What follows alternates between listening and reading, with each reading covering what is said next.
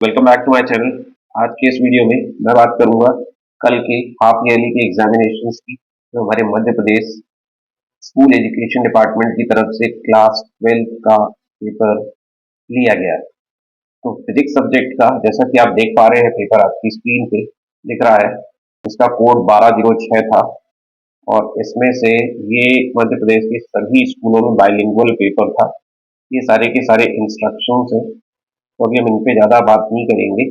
हम डायरेक्टली आ जाते हैं अपने क्वेश्चन नंबर 1 पे, जो कि एमसीक्यू था। तो इसमें से सबसे पहला क्वेश्चन हम देखते हैं स्टूडेंट्स। पहला क्वेश्चन आपको दिखा है, the specific resistance of the wire depends on which of the following factors. तो जैसा कि आपको मालूम है कि हमारा जो स्पेसिफिक रेजिस्टेंस है वो ना तो डायमीटर ऑफ वायर पे डिपेंड करता है, ना ही लेंथ ऑफ वायर पे, और ना ही मास ऑफ वायर पे। वो सिर्फ और सिर्फ डिपेंड करता है किस पे? मटेरियल ऑफ द वायर पे, राइट। ये एक कांस्टेंट वैल्यू है। जब तक कि आप वायर का मटेरियल नहीं चेंज करते हैं, किसी और मटेरियल से बना हुआ वायर नहीं लेते हैं, तब तक उसका स्पेसिफिक रेजिस्टेंस चेंज नहीं होने वाला है। चलिए, coming on to the next question. तो हमारा जो सेकंड पार्ट है क्वेश्चन का, next B part, the minimum charge on a proton is. तो जैसा कि आपको मालूम है कि प्रोटॉन पे जो मिनिमम चार्ज है वो कितना होता है? 1.6 इंटू 10⁻⁻19। तो इसमें से हमारा जो ऑप्शन नंबर 3 है वो करेक्ट ऑप्शन है। आगे बढ़ते हैं। तो हमारा जो नेक्स्ट क्वेश्चन है वो क्वेश्चन नंबर सी है। तो क्वेश्चन नंबर सी को देखें अगर अपन, तो क्या बोल रहा है question number C? When a capacitor of capacity C is given a charge Q, the energy stored in it is। तो हमें मालूम है कि जो पैरेलल प्लेट कैपेसिटर है उसके बीच में जो एनर्जी स्टोर होती है वो क्या होती है? Q square upon QC। तो यहाँ पर जो हमारा ऑप्शन नंबर 2 है वो करेक्ट ऑप्शन है, Q half Q square upon C, right. तो अब हम आगे बात करते हैं, अपने अगले क्वेश्चन की तरफ चलते हैं।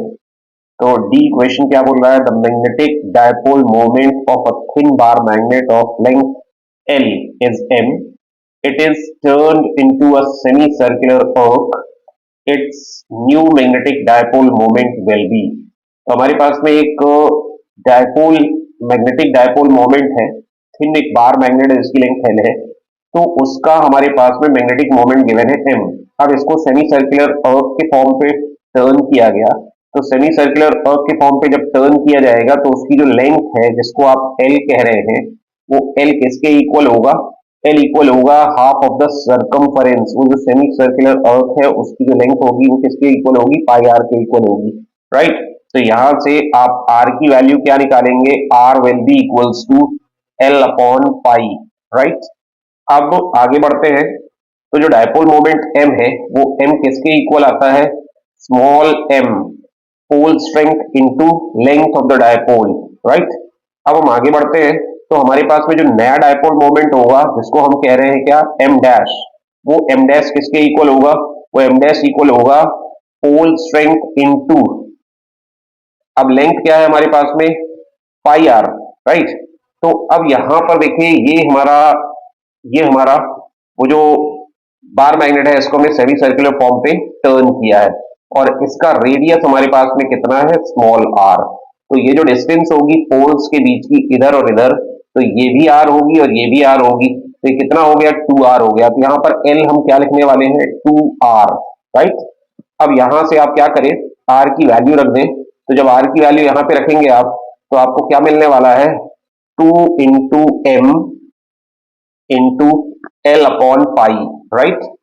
अब यहां से देखिए, ये जो m इंटू एल, ये क्या बन जाएगा? कैपिटल M बन जाएगा। तो 2m upon pi, option number 4 इसका सही आंसर होगा स्टूडेंट्स। अब हम आगे की बात करते हैं। तो हमारा जो अगला क्वेश्चन है, वो अगला क्वेश्चन आप देख पा रहे हैं क्या है? ई नंबर का क्वेश्चन है। तो ई नंबर का क्वेश्चन क्या बोलता है कि when photons of energy 6 electron volt fall on the surface of a metal, then the maximum kinetic energy of the photoelectron is 4 electron volt, the stopping potential will be। तो students आपको मालूम होना चाहिए कि जो काइनेटिक एनर्जी है, उस kinetic energy के इक्वल प्रोपोर्शनेट क्या चलता है? Stopping potential. और स्टॉपिंग पोटेंशियल जो एनर्जी देगा उस इलेक्ट्रॉन को जिसकी किनेटिक एनर्जी के है वो एनर्जी हम इलेक्ट्रॉन वोल्ट में लिखते हैं, जो कि वो जो पोटेंशियल नेगेटिव पोटेंशियल आप कलेक्टर प्लेट पे अप्लाई करेंगे वो एनर्जी सप्लाई करेगा इन इलेक्ट्रॉन वोल्ट्स। अब सिंस की जो किनेटिक एनर्जी है अप्रोचिंग इलेक्ट्रॉन की वो कितनी है, वो है 4 इलेक्ट्रॉन वोल्ट, राइट।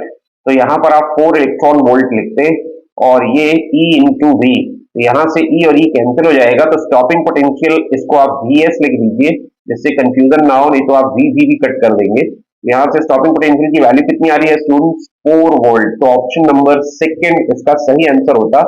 अब आ जाइए F पार्ट पे क्वेश्चन के, तो F पार्ट क्या कह रहा है, the phase difference between flowing current and applied voltage in alternating circuit containing pure capacitor is। तो आपको मालूम होना चाहिए कि प्योर कैपेसिटर के केस में करंट जो होता है वो लीड करता है with the voltage by phase π/2। तो इसका सही ऑप्शन क्या हो जाएगा, π/2, और वो भी क्या होगा स्टूडेंट्स, पॉजिटिव होगा, राइट। अब हम चलते हैं नेक्स्ट पेज की तरफ। तो नेक्स्ट पेज पे आपको दिख रहा है कि हमारे पास में फिल इन द ब्लैंक्स है, और फिल इन द ब्लैंक्स में भी हमारे पास में सबसे पहला क्वेश्चन क्या है कि potential blank on moving along the direction of electric field. तो पोटेंशियल क्या होता है स्टूडेंट्स, आपको मालूम होना चाहिए डिक्रीज होता है। तो यहां पर आप क्या लिखेंगे, फर्स्ट में डिक्रीजेज, राइट, डिक्रीजेज मतलब हमारा जो पोटेंशियल है वो कम होता है जैसे जैसे हम इलेक्ट्रिक फील्ड की डायरेक्शन पे बढ़ते जाते हैं। अब हम चलते हैं SI unit of mobility is.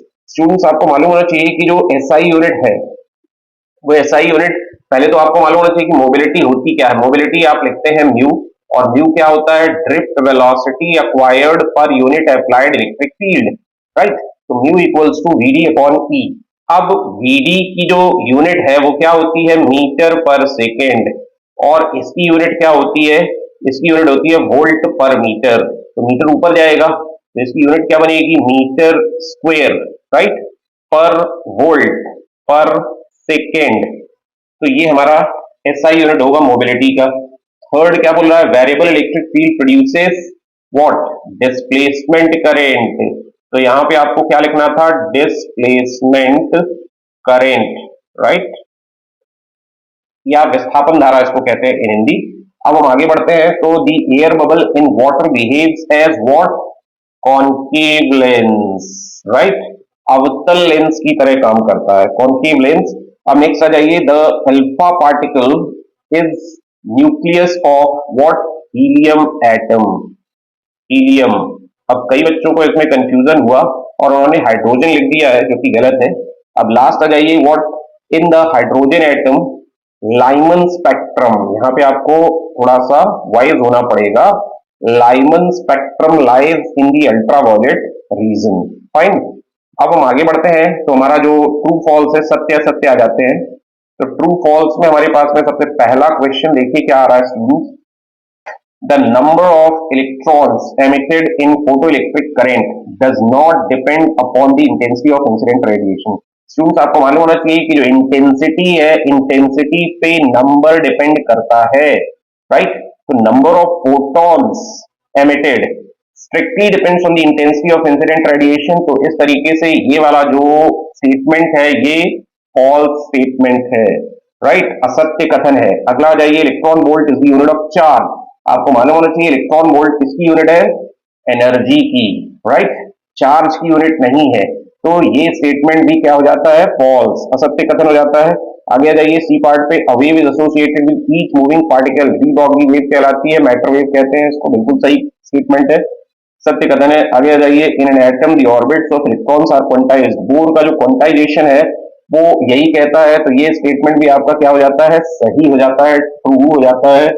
अब आ जाइए last, in hydrogen atom passing series lies in infrared reason, बिल्कुल सही स्टेटमेंट है स्टूडेंट्स, आपको याद होना चाहिए यहाँ पे। आगे बढ़ जाते हैं हम नेक्स्ट पेज की तरफ, तो हमारे पास में मैच द कॉलम आ रहा है।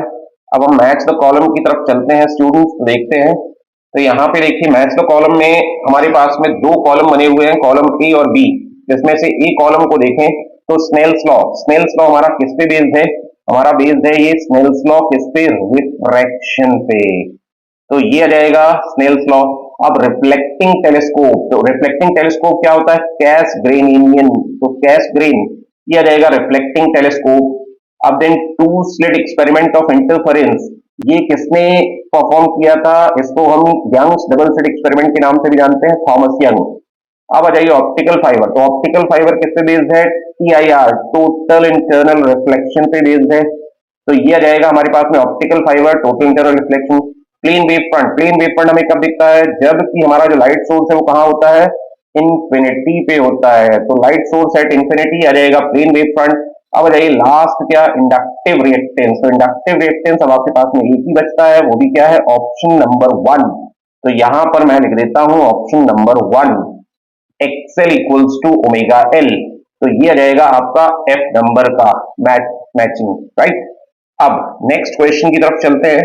तो हमारे पास में अगला क्वेश्चन है 5th नंबर का।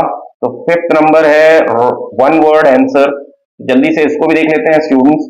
तो पहला क्वेश्चन बोल रहा है, in the condition of resonance is the current flowing in LCR circuit maximum और मिनिमम। आपको मालूम होना चाहिए कि रेजोनेंस की कंडीशन पे रिएक्टेंस और इंडक्टिव रिएक्टेंस और कैपेसिटिव रिएक्टेंस दोनों इक्वल होते हैं, और इक्वल होने के साथ में दोनों एक दूसरे के इफेक्ट को कैंसिल आउट करते हैं and the circuit behaves as purely resistive circuit. और उस रेजिस्टिव सर्किट के केस में इंपीडेंस मिनिमम होता है, और जब इंपीडेंस मिनिमम होगा तो करंट इज मैक्सिमम। तो वहां पर आपने क्या लिखना था? करंट मैक्सिमम होगी। अब इसके बाद में right the mathematical form of ampere circuit law. तो सर्किट लॉ क्या कहता है? Integral over a close boundary C of B dot DL that is equals to mu naught times net current enclosed by an Amperian loop C। तो यहां पर आपको ये लिख देना था क्या? एम्पियर का सर्किट लॉ का मैथमेटिकल फॉर्म। सी आ जाइए, what is the direction of magnetic moment of a magnet. तो मैग्नेटिक मोमेंट मैग्नेट में कहां से कहां डायरेक्टेड होता है? South to north, S to N, right. अब आ जाइए नेक्स्ट पे, right the name of wave having maximum wavelength in electromagnetic spectrum. Electromagnetic spectrum पे वो वेव जिसका फ्रीक्वेंसी सबसे ज्यादा होगा उसका मिनिमम वेवलेंथ होगा, and that wave is gamma wave, right.